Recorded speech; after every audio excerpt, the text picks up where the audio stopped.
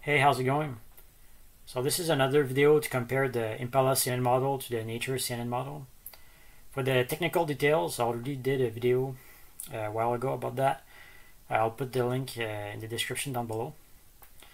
So I trained the two models for 100 million time steps each using the PPO2 algorithm. Also, if you want to reproduce these results, I'll put also a link on the video I did how to set up all this. So let's start the playback.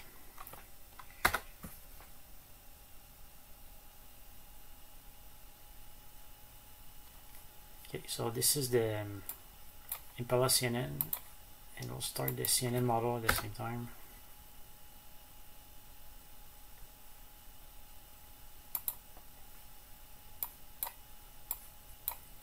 So on the left, that's the Impala CNN model, and on the right, it's the CNN model. So if you watch the previous videos, you see that the Impala CNN model is better at generalizing, and that's why I choose this NES game 1942, because there's a lot of enemies, a lot of sprites on screen at the same time with some repeatable patterns.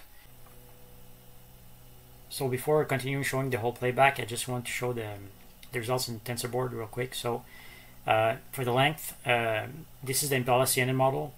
It gives 4,000 time steps, and the reward is 40,000, over 40,000 after 100 million time steps.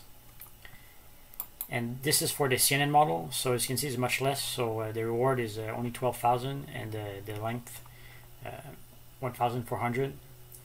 So clearly, like for the other games like Berserk, Mortal Kombat, if you saw the previous videos, it generalizes better. That said, the training is much more costly in terms of GPU resource. It takes quite a bit of more memory, and also the training FPS is cut in half. So you need to consider this if you want to use it. So let's continue viewing the results. Thanks, and see you next time.